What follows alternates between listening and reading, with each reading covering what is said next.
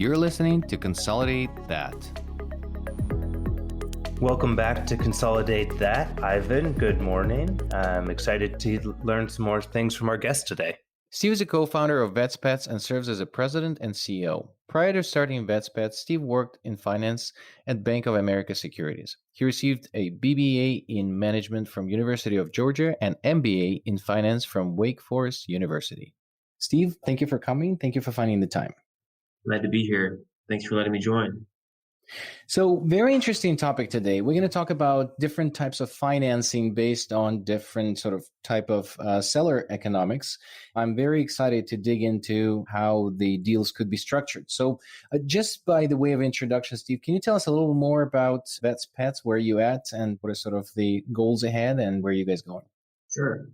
Well, we've been around for about 14 years now. We started with 2 practices, one emergency hospital, one general practice, and we have grown over the years through acquisition, Denovos, and expansion of services at our existing hospitals. We now operate, I think it's about 25 locations. 4 of those are emergency specialty. The rest are GP, and then we have a couple of pet resorts as well. So our growth has been, I guess it's not linear, but about 20 to 25% growth in top line per year. And our goal is to continue to keep that growth rate for the foreseeable future. And Steve, you guys have been around for a good amount of time, right? When did you found everything? I had the foresight to get lucky to leave finance right before the market crashed. Actually, it was complete luck, and then complete unlucky to start in this industry right before the Great Recession. So yeah, we started in 2007. If we see that you run away from the veterinary thing, we're going to follow you. So we'll keep our eye on what your magic ball says. I think that's a one and done luck there. You used it up. Very interesting. Sort of, you told us before about different structuring of the deals and different structuring of the financing towards them. I want to dig a little bit into economics of what are the acquisition economics. So when you guys do this, what kind of deals do you structure? So a lot of, there's different styles right now. There's a full acquisition, 100%. There's partial acquisition, or some people call it a JV with a vet, which I don't think it really is. There's also the structure of the deals could be keeping the sort of percentage or rolling equity of the acquired part instead of cashing out. Those are all the variables that you offer to the acquirers, and what are the most popular, let's say, among them these days?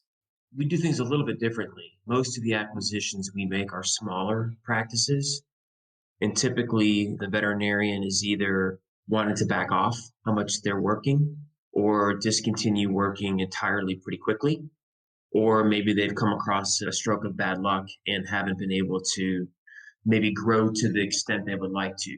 So typically we're coming in these days and buying a practice with a veterinary partner that does not currently work there. So that might be another veterinarian that's working at another practice with us. It might be another veterinarian that we've met over time and have a good, strong feel for. So that's typically how we're doing this is we're partnering with a new veterinarian to go and purchase a practice, and they're going to be the lead to kind of take the practice to the next level. Oh, interesting. And is that sort of a shared ownership that you guys get into with if I break it down in share ownership, so they own a part of the practice, but the financing of the deal, is it usually by you guys and they just get it as a sweat equity, or do they contribute as well financially? They contribute. This is where it gets a little bit tricky. We borrow together, typically. I might call that sweat equity because, some of our partners are well off, but we probably have deeper pockets than most of them. So if we borrow money, we're borrowing it together, co-borrowers, and we're all fully guaranteeing the loan. We do typically put some cash in on both sides, but we try to keep that pretty minimal. For a lot of our veterinary partners don't have a pile of cash laying around. So that's typically how we will do it in a new venture.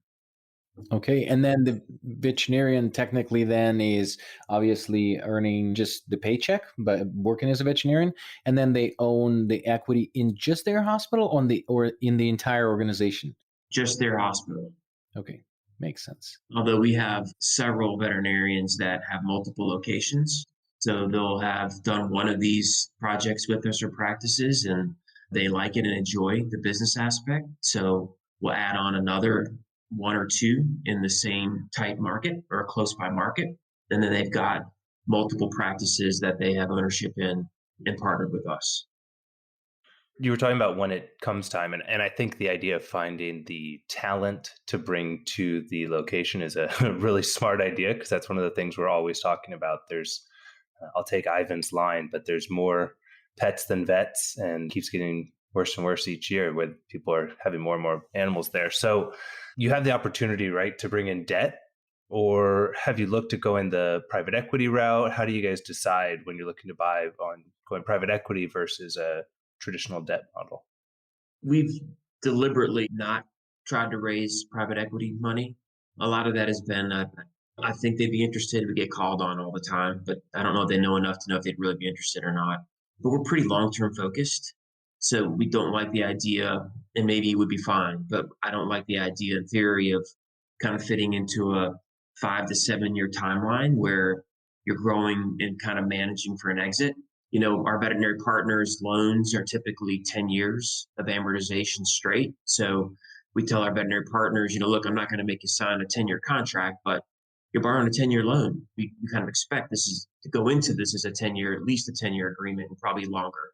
Really, we hope that we're in business together for the rest of our careers. So we really focus mostly on debt financing. That is unique, because as I was looking at your LinkedIn and some of your background, that was really interesting to see how long you've been in the space. It's different. A lot of the people that we have on the show have been with their groups for 3 years, 2 years, just starting. So it is neat to chat with someone that's been in a similar space for a good amount of time. Well, I think that the key behind here, and this is what's interesting, is because a lot of these consolidators, the younger consolidators right now, especially backed by PE, because PE thesis is to turn the capital around pretty quickly, and then that's why the promise of a long-term partnership is not really happening there. And that's what we've been sort of looking at, and then you truly can present that as your thesis because you have a completely different structure. Did you find that closing some of these deals and partner up with the veterinarians actually helped because you explained this concept, or do veterinarians now understand that this is a private equity borrowed money, this is the debt, and then therefore there is truly long-term partnership, or you find that veterinarians are still sort of not very fluent on the topic? As far as veterinarians selling their practice, Well, mostly probably buying with you because what we find sometimes gets sort of a gotcha kind of effect is that when someone is selling partially their practice to a private equity backed partner, they would say that it's for long term, and we're partnering up, we want to build the future, and then in 3 years they recap, they exit, get their money, and then everything changes. Even if these guys truly didn't change anything, it will change everything with the new owner. So that's what sort of is happening. And do you find that the vets can actually parse the difference when you explain it to them? yeah, they're extremely, I don't want to generalize, but as a whole, extremely intelligent individuals in profession. They know what's going on. And it's a very frequent question I get asked: who owns the company and what are your plans? So very frequently I get veterinarians, asking, are you going to just go sell in 5 years or 3 years? Because really our target partner, that's not what they want. They want the good partnership with us. And we meet a lot that after getting to know each other, it's not the right fit. They do want to quit, flip, and make some money in 5 years, or they don't feel they need us. They can do it on their own. And those are all legitimate, other avenues they can take. And we've been fortunate enough to find some really good partners that see eye to eye with us. And we've been doing this for 5 years now with partners, and the majority of our hospitals have partners. It's gone really well. It's been a really nice relationship. We get them together. We're kind of in a smaller geographical area. So we have partner meetings. We have partner development initiatives where we have monthly Zooms based on some management books to try to learn from each other and be more professional in the way we approach the business and our people. Interesting. And so I assume that your model evolved a little bit in the 14 years, right? This sort of partnership, as you said, 5 years. So what was it at the beginning, and how do you transform in this? And where do you find benefits of partnering rather than the way you were running it before? Yeah, we started purchasing them outright, like I guess the traditional consolidator model. We did fine, although probably I guess I would say we struggled a little bit. We probably bought practices that needed more work than we were expecting. I mean, it's management intensive, especially if you only buy a few and you don't have a leader veterinarian remaining on to help you push forward. We found ourselves struggling to recruit. We found ourselves with some practices that were underperforming. And then we actually had our first partners approach us and say, hey, we've heard about you. We've met some mutual colleagues. Would you be interested in doing a partnership? And we consider ourselves to be fairly flexible. So that's when we evaluated the opportunity with them, and we ended up partnering with them, and it went really well. And then we recruited another veterinarian for a hard to place location, kind of dangling this partnership model with her. And she ended up not liking that location, but liked the model. And so she said, hey, here's where I'd like to live. Would you consider looking for a practice in this area? And then we said, sure. So then we went to that area and we looked for both Denovos and acquisitions, and we found an acquisition and bought it together. And then after doing that, we realized, well, if we're doing this for business development and growth initiatives, it's only fair that we would go to some of our existing leaders that are at practices we own wholly and offer them the opportunity to partner. And we did that. And then we found 2 or 3 of our existing veterinarians were interested. So they bought into the existing practices. And then other practices we wholly owned, as we started to recruit, veterinarians with the eye of them. They didn't have to want to be a partner, but it was working well for us. So if we found somebody, we tended to find veterinarians interested in partnering in existing practices. So it's kind of how it's evolved. A little bit of the tough part is valuation. We intend for our partners to be able to use their proportional ownership to pay off their loan. And to do that, it kind of caps the value you can put on it. If you're going to pay out over 10 years, you can only price it so high so that they don't have to go into their personal income. So that's another reason why it may not be as attractive to the sponsor world or the private equity world, because there's kind of a ceiling on the price.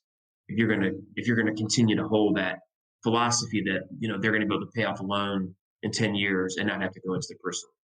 It's pretty cool the way that you're speaking about it. It's different than all the stuff that we've heard. And one of the things that I liked on your website, which is the vetspets.com. I always like to give people a plug. But I thought it was really neat. There's a lot of the traditional websites in consolidation, a lot of the groups talk about people first and all of that. But I think you guys are maybe one of the first that I've come across that really highlights the word entrepreneur, which is exactly what these veterinarians are getting into. And in the joint venture space, I think that's pretty neat to be able to be candid about some of the business language around veterinary consolidation or veterinary partnerships. It's not something that's normally seen out there. And I think that's a really cool differentiator for what you guys have. Appreciate that. We think so too. There are certainly challenges and negatives to it. And if you want a traditional private equity type of growth, pretty hard to do. We don't have a stamp, don't do the things the same way every place. It takes time to create value versus buy it. We don't grow as quickly as they do. So we're probably limited in the size we would ever get, but we're okay with that. We'd rather be hopefully as great operators as we can be, grow at a nice clip, but be able to operate the way we want to operate. That makes sense. And you mentioned one thing about building versus buying. So did you guys dabble in trying to start Denovos? And what does that look like? And did you find the difference, one better than the other, or they're just a part of a overall structure for you? Yeah, we've done several. Let's see, 1, 2, 3, let's say kind of 5-ish Denovos. They've all been different. The obvious benefit is you have no legacy culture. You get to create it from the start. That's really nice. And, a lot of times I don't have a strong preference. They're both good. The way we've approached it now is when we find a veterinarian we feel like we want to partner with, we will evaluate both. We're doing that right. We're doing this right now. We've approached practices to acquire. We've also been looking at spaces to do a Denovo. And through that process, our veterinary partners working with us in that process and learning the differences between both. And they have a preference. I think he prefers to do the Denovo after seeing kind of what can come from an acquisition. So in today's market, I think you can be successful in either one just because the demand for our services is so high. There's pros and cons to both. And the economics behind Denovo, from what I understand, are a little better, even though you're starting fresh. But then, you're not getting this legacy culture, and you establish your own. And then also, you're sort of, you're out of pocket, not a couple $1 million for a practice, but you're, anywhere between $250 and $300-400 to start the new one. That's right. It's gotten more expensive. Construction costs are outrageous. Our Denovos typically run about $500,000 to fit up a lease space, around 2,500 square feet in a storefront. And then, you got a lease on top of that. But you're right, the upfront capital, $500,000 typically, and then operating losses will vary depending on how quickly you ramp and the salary commands or needs of the veterinarian. If you're buying a practice, and you all probably know what multiples look like these days. I mean, if you're buying a large practice, I mean, you're probably paying 2 times sales or close to it, and it's actually can be fine so long as it continues to grow, but it's a whole lot more capital. Yeah. Yeah, absolutely. By finding the talent before finding the location, you sort of flip that around a little bit, which is unique. It's similar to some of the things we've seen with some of the franchise models that we've spoken to that are doing pure de novo. It's a cool way to look at it. And I think it's an interesting idea for everyone that listens to look at that. We always talk about the consolidation is a acqui-hire or a talent acquisition, and you're acquiring the talent and partnering with them. So that's a really cool idea. I know we're getting close on our time, so I want to ask you one question and then ask some of our normal questions here. But where would you put your long-term focus? You guys have been together and doing this for quite a few years. Where do you see the Vets Pets 5 years from now, and where do you want to see it even beyond that? We want to continue the growth trajectory of a 20 to 25% annual sales growth indefinitely, so 10 years like that. How that looks, I mean, that's just so far out. Having been in this 14 years, to be able to say it's going to look like A, B, or C is pretty difficult. We try to be nimble to respond to market opportunities and market demands, but that growth rate, we've been able to do that. So we think that that's an achievable growth rate. Our big focus, though, is really to be able to grow operational initiatives that will help our existing practices improve at a rate greater than we are growing exterior. So we want to grow what we've got quicker than we're growing by acquisition or startup. So we don't want to just move on to the next deal. We want to grow the foundation. Where I really see an importance of that, and our big focus is on people development, like everybody, and then also client experience. So those are our two big focuses now. And I know that you mentioned that you're targeting sales growth, but that obviously depends on the expenses you run with it. Just like you said, the acquisitions would probably, require capital expenditure, and then technically you would grow sales, but the same store sort of purchases is what you're looking at. So just maybe a quick question before we round up. What are those areas that you guys are focusing on to exploit, especially when you're starting sort of a practice? What are those theses, like 1, 2, 3, or maybe 4 things that you're thinking we're good at this? Maybe it's a COGS management, maybe it's maximizing efficiency in the front. Are there any sort of golden nuggets that you're looking for in a practice when you're buying it? They're synergistic to your thesis, or is this sort of a little bit of everything? It's a little bit of everything. I wish we found a silver bullet that we could just go in and flip a switch and tweak some margin on cost, or apply some lean principles and gain efficiency.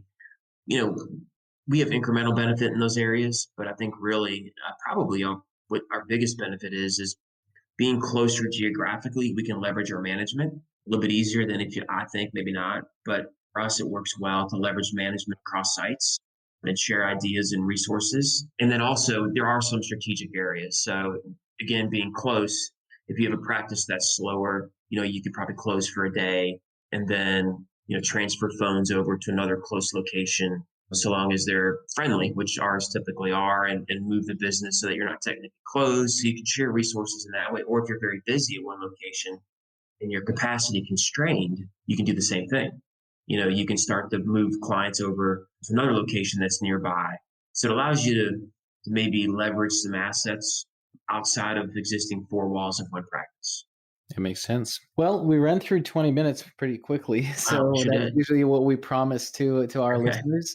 We always ask 2 questions at the end. They're pretty similar. So is there a book that you read, or maybe a YouTube video or something that you would recommend to our listeners to kind of tap into your wisdom, and how did you get there? Is there any book that you would recommend? There's several. They all are similar. The one I thought of is The Shoe Dog, which is Phil Knight's.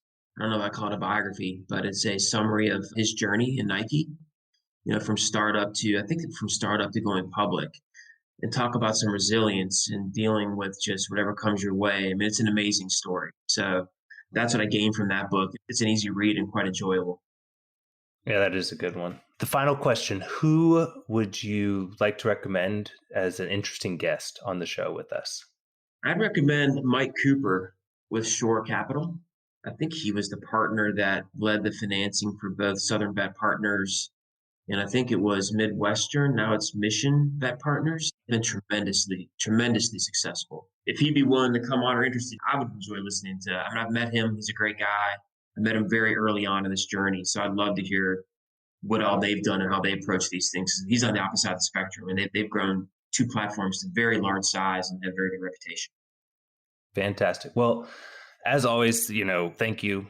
We always enjoy having guests and people that can bring different views for us. Ivan, thank you as well. Thank you for joining us. And thank you for everyone for listening. Yeah. Thanks a bunch. Appreciate the time. Enjoy talking to y'all. Cheers. Thank you so much for listening to Consolidate That. If you want to hear our new episodes, please find us on any podcast platform. Also, you can learn more about us on our website at vetintegrations.com.